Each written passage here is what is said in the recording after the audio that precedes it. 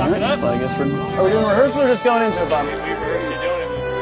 Background, move in, action. So we need to find Doc and figure out a way to get back to the future.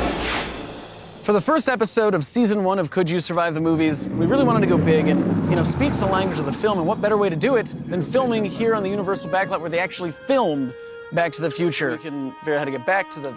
Boom, and then jump This on. episode of Could You Survive the Movies kicks off the 35-year anniversary of Back to the Future, and I'm, one, thrilled to be involved in it, but also it adds a lot of responsibility. We have to be respectful to the original film. But getting it right involves a lot more than just filming on this incredible backlot. Go around, come back to me, try to leave, get back out. The way that you guys brought the film back to life is amazing. It created what I felt back in 1984. Bob Zemeckis, and tell him about this, because we can make a moving picture about the future. That was awesome, Don. Thank you. Resetting. See, like, the sun. We're getting smoldering. Action! My name is Adam Contras. I'm the owner of the fastest DeLorean in the world.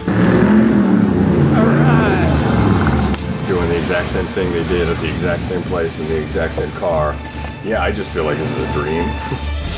This is a place that started it all.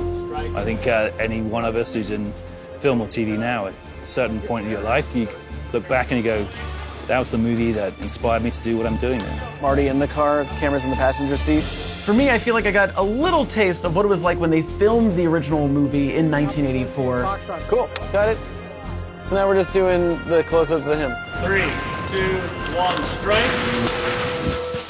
Ready? Here we go. Action. Not everything goes exactly as planned. Did anyone talk to you about sparks? Yeah. You're comfortable with that? Oh, And absolutely. you're comfortable with jumping back into a pad? Montana High School Teacher of the Year. Action!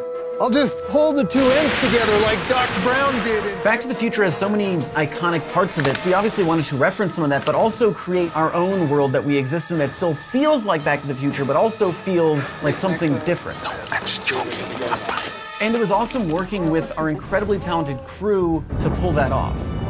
And action! It worked! We did it! See you in the future, Jake! You just gotta watch out. Your left foot was kind of getting into the flame.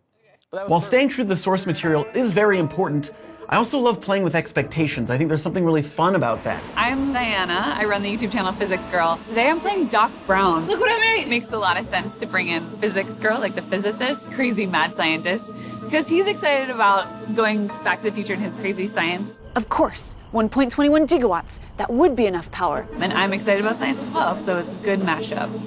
This show is clearly about accidental learning. To use Jake's words, what better place to do it than a place that you already kind of feels like a safe place, because it's a place from our childhood, it's a place from our past. And then you get to kind of delve in and we get to blow it up. We're trying to replicate the force of the pressure wave that would be hitting Marty when he blows up through the amp on our set here. We have an air mortar filled to 100 psi. Not only is it important to capture the details of the movie in our narrative element of the show, but it's also equally as important to dissect the science. Angular rate sensors, which will measure angular velocity. We're using a high-speed FLIR capable of up to 1,000 frames per second. FLIR itself stands for forward-looking infrared. The point of shooting with these scientific cameras like a Phantom or a FLIR, besides just being incredibly cool, hopefully gets you very excited about the film all over again and also the science.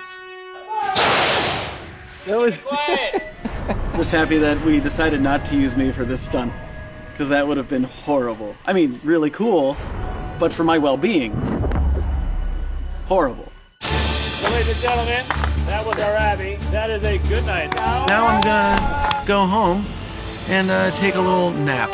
As always, thanks for watching.